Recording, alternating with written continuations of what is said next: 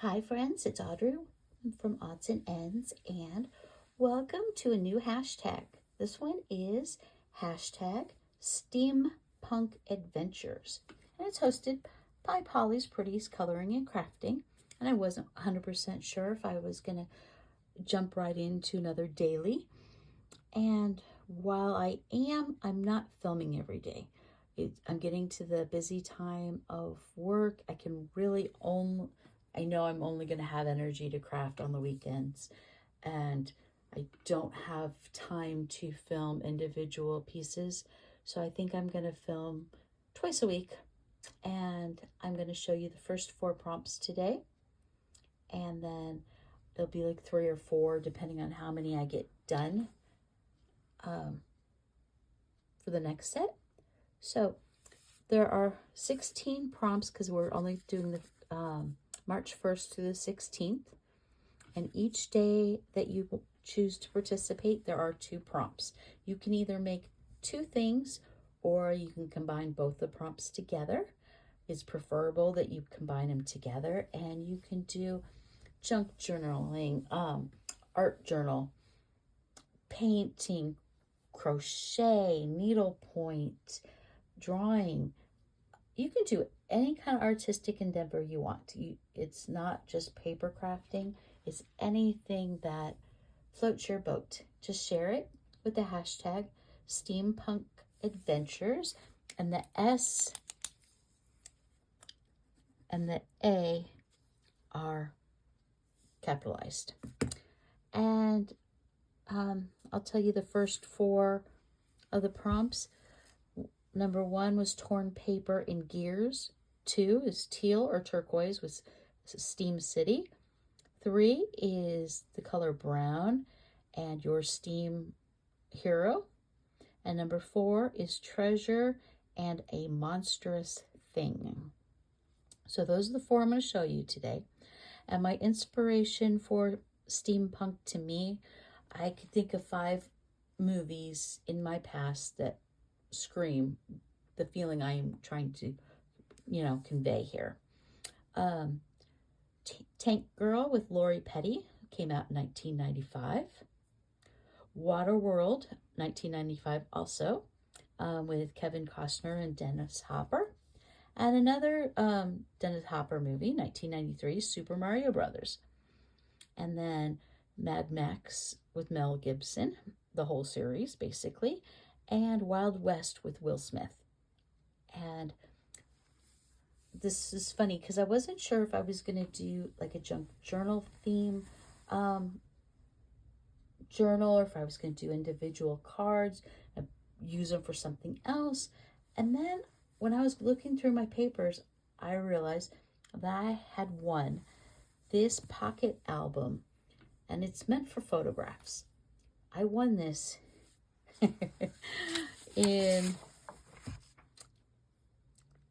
I was a December challenge winner when I was getting club scrap, and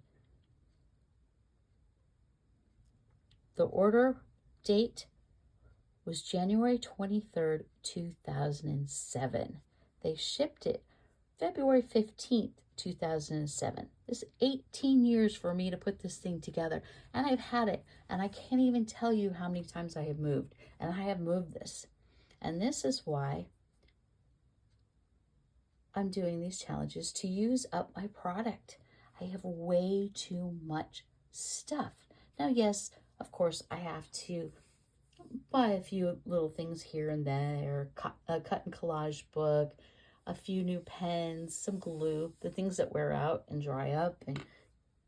But I do not need paper. I do not need ribbon. There's a lot of stuff I don't need. It's time to use it. Enjoy the process, use it up, and stop hoarding. So I'm not going to hoard anymore. Although I didn't mean to hoard it. I just stopped paper crafting and never got around back to doing it again. So with that being said, let me show you what the pocket album kit came with. And yes, I should have filmed doing this, but literally I didn't understand the instructions all that well. And It took probably an hour and a half to do this. So with that being said, these are somewhat the sizes, not exact, because when I measured it with the ruler, as I was trying to figure out which pieces were which, it wasn't exact. So basically you have two matte boards for the front and back cover. You have two cover papers. Then you have two inside covers. So you're going to wrap it around like, anyway, I'll show you in a minute. You have a spine piece, which is this, and you just fold it accordion.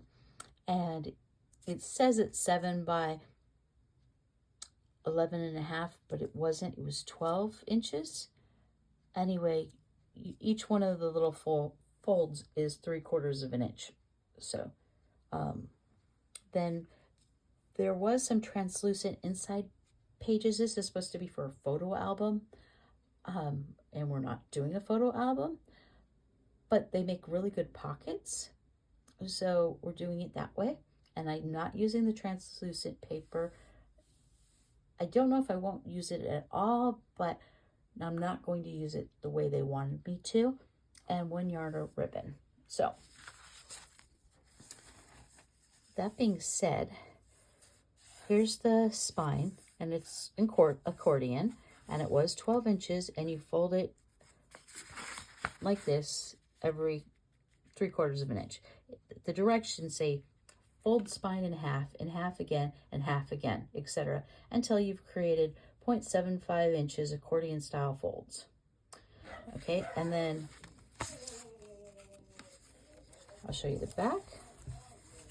So you're going to cover your chipboard with the paper, you fold it in, you lay the ribbon across the board, and then you glue the other inside piece on. There are 7 of these, and as you can see, you popped, whoops, I'm not in frame, pop out the centers. You're supposed to slip a photo in there after you have the peach translucent thing. The photo's inside, you're supposed to see it. Then fold this over, but I'm not going to. I'm going to drop tags inside there. And then you will see the tag through the open window. So with that being said, here we go. Now let's see if I can zoom in a little bit. Okay, she is the first page, and it's on the inside cover, and it needed torn paper and gears. So I tore her out of a cut and collage book. We have a grungy matte paper on the back. She has gears, but then I added these jewelry making gears that I had. There's like 5 gears there. And then these are actual gears that I got out of the toolbox in the garage. And I added a piece of ribbon. This is the reverse side. I added some gold ink to it. Oh, it was copper gold ink, and it soaked in to age it. And then I added some Stickles glitter dots in there. We have a piece of paper with gold script on it, a time pocket watch with the Eiffel Tower on it, and then I have 2 quotes. To a beautiful life, also occasional luck, and horizon calls, adventure awaits. So she's a traveling lady in the steampunk era, and I liked her for the inside cover. Now I did have quite a bit of open space, so I glued a piece of washi tape there, and I did grunge up a little bit. This one I did in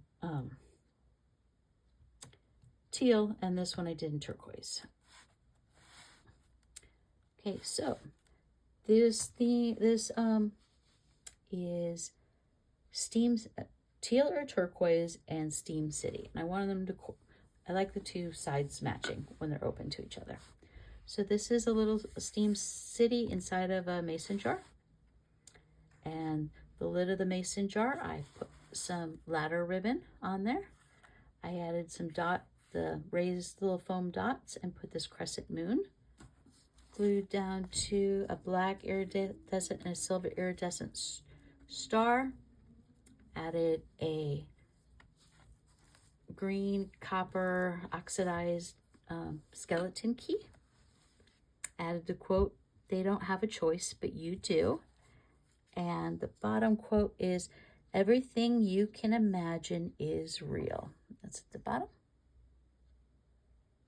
And there's my little city. And I really like how these two pages went together. And there is a little bit of Wink Estella on where the lights are in the city, where the lights come through the windows, just to add a little bit of shimmer. Because all lights need to shimmer. Let's see. There we go. Of course, I stopped filming halfway through, so let's show you what I did. Okay, so this is brown in your steam hero, and I made a tag. I because this paper has embossed paisleys, I added brown ink so you could see them. I made this tag, and it says, ask not your country." Everyone knows that quote. "And there will be at least one time that you forget yourself for someone else." So we've got an elderly man on a bed of flowers and gears and clocks, and I added it to Victorian flower paper that had a whole bunch of gold running through it, and it kind of reminds me of the Matrix. And on the back side, I cut out the definition of hero from a children's magazine, added another top hat with the gear on it, and put the definition of steampunk. A style of design combines historical elements with technology features inspired by science fiction. Basically, it is industrial mashed with futuristic design. A little bit of extra ink, a brown ribbon to pull the tag out, and on the inside of the frame, because I want to be able to see, I want something to look at when you take the tag out. We have "Every dog has its day," and this doggy's name is Hero, and he's my hero, and he's just adorable with the steampunk hat and collar and leather, and he looks like he belongs on a motorcycle. Just love him. And then the next page I'm going to show you for today is "Treasure and a Monstrous Thing." And this was inspired by Super Mario Brothers. Now this looks like Dennis Hopper when and he is guarding the bank vault. And we've got the coins scattered about and our lizard villain. And I have I think it's one of a witchy paper in the background. And let's call a spade. And I really like how it came out. It's a whole lot of fun. So, see? A lot of detail. And I think the two pages go very good together. And then I'll slide the tag back in. And those are my first 4 days. Now I haven't decorated the cover of it. And this is a 5x7. The inside tag. This is, the tag itself is 4 3/8 by 6 1/2. And I can make it up to 7 if I want to have it hang off a little bit more. And I might, but that just happened to be the piece of scrap paper I had in my stash. So there we go. Thank you guys for watching, and I will see you in a couple days for a couple more days entries. Bye guys.